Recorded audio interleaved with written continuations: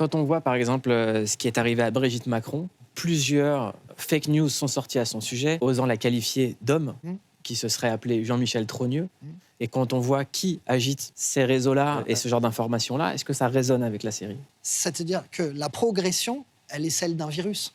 Et c'est ça la fièvre, ça va très vite. Bon. Et ensuite, il y a un sentiment de peur de rien. C'est la femme du président, justement. J'ai pas peur, j'y vais, je raconte n'importe quoi et on verra.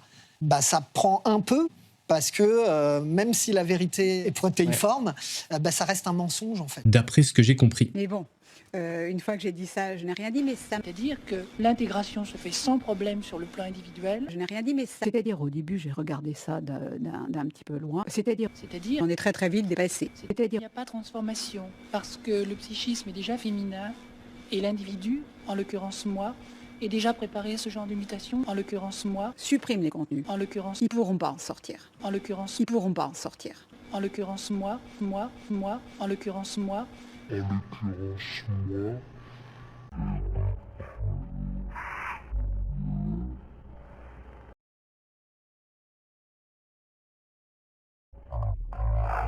Donc je voudrais, dans un monde idéal, que nous arrivions à être ce que nous sommes fondamentalement.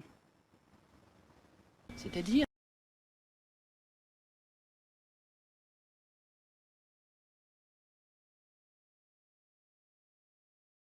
Je peux attester que ce sont deux voix identiques, même prosodie, seul l'âge les sépare. Les échantillons Brigitte et Véronique ne sont pas à la même hauteur de note, mais leur fondamental, point orange, et leur partiel, tous les autres sont bien démontrés. Je travaille dans le traitement audio de voix notamment et il s'agirait de la même personne sans même aller plus loin dans la recherche. Je ne poste jamais et ne souhaite laisser de traces. Relayer la photo par contre. Merci. Mais bon. Alors pourquoi la date de 1977, c'est très important pour Natacha Ray? Parce que pour elle, Brigitte Trogneux aurait rencontré le pasteur Doucet justement en 1977.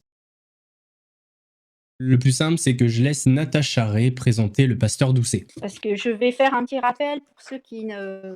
Là, c'est pas les révélations, mais je vais être obligée de faire un petit rappel pour ceux qui ne connaissent pas. Donc, bon, le pasteur Doucet, c'était un pasteur, donc, là, protestant, qui était d'origine belge, naturalisé français en 1982, et qui avait fondé un centre du Christ libérateur, donc fondé en 1976. Et donc, c'était une association qui venait en aide aux minorités sexuelles.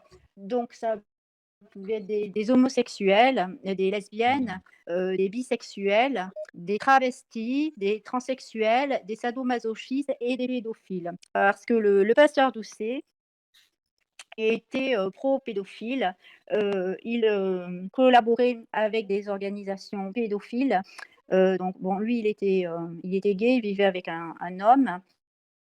Donc, c'est vrai que pour un pasteur, c'est particulier, mais il a été chassé de sa communauté. Hein, donc, c'est l'équivalent d'un prêtre défroqué. Il continue à exercer, mais il était quand même remis en cause. Hein.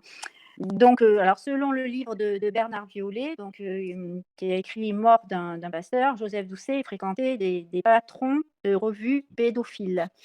Il était financé par la pornographie dans les années 70.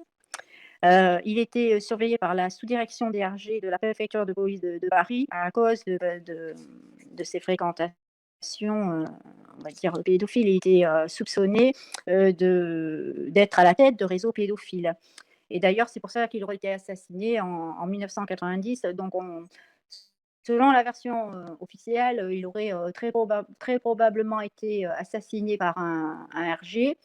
Mais on n'en a jamais eu la preuve et le RG en question a été relaxé. Donc cette affaire, elle a fait grand bruit, hein, l'assassinat du pasteur Doucet, et d'ailleurs il y a un numéro de Faites entrer l'accusé qui est dédié. Et c'est dans ce numéro de Faites entrer l'accusé qu'une photo a particulièrement attiré l'attention de Natacha Ray. Cette photo, c'est celle-ci, mais c'est surtout ce jeune homme qui va attirer l'attention. Quand elle a vu ce jeune homme et sa posture, ça lui a fait tilt. Elle s'est rappelée de la posture que prend Brigitte Macron dans l'extrait que je vous ai passé en début de vidéo. Et pour elle, pas de doute, Brigitte Macron, enfin Brigitte Trogneux, et ce jeune homme en 1977. Et donc Jean-Michel Trogneux, qui est ici, serait au tout début de sa transformation. Et le lien avec le pasteur Doucet, c'est très simple, c'est qu'il avait créé un endroit pour accueillir toutes les minorités sexuelles. Et il se trouve que le centre du Christ libérateur était aussi là pour venir en aide aux travestis qui voulaient changer de sexe. Donc à l'époque, c'était beaucoup plus difficile que maintenant. Ça pouvait prendre des années, sauf si on allait à l'étranger. C'est ce que faisaient beaucoup. C'est ce qu'avait fait, par exemple, Amanda Lear, avait été opérée au Maroc. D'autres, Coccinelle, c'est la première transsexuelle française. Donc voilà. Et alors, si on voulait se faire opérer très facilement dans les mois qui suivaient, eh bien, dans les années 80, il fallait aller voir le pasteur Doucet.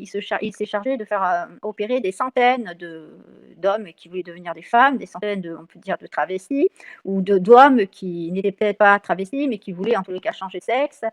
Et il travaillait en collaboration avec des psychiatres, avec des chirurgiens.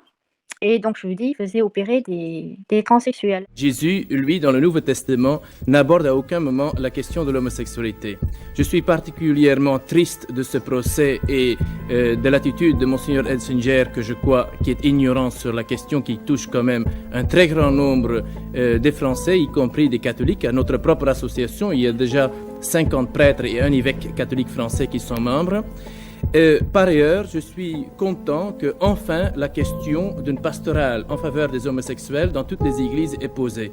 Et j'espère que dans toutes les églises, pas seulement l'église catholique, la question soit maintenant abordée honnêtement, objectivement, aussi bien dans la Bible que dans le contexte culturel de l'époque. Pour moi, la personne et l'œuvre de Jésus-Christ sont l'essentiel dans ma vie, mais je suis également homosexuel pratiquant et c'est aussi un élément essentiel de ma vie.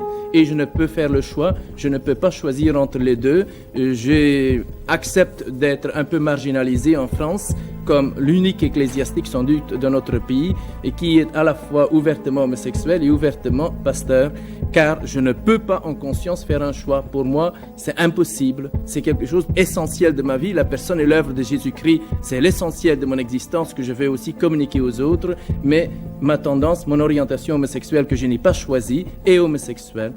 Ça ne veut pas dire que je suis misogyne d'ailleurs. Nous n'avons tous qu'un seul but, construire un avenir plus serein à nos enfants et à nos adolescents. Et notre réponse doit être à la mesure de leur souffrance. Mais il y a bien d'autres choses aussi à faire et nous allons tous y réfléchir.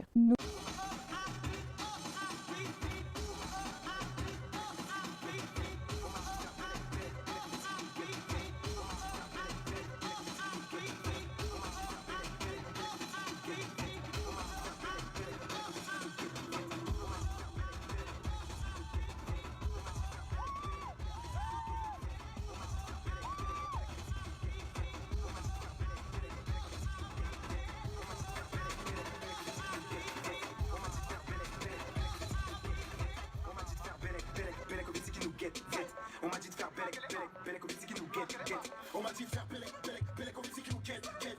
On m'a dit de faire bellec, bellec, bellec, au musique qui nous guette, guette.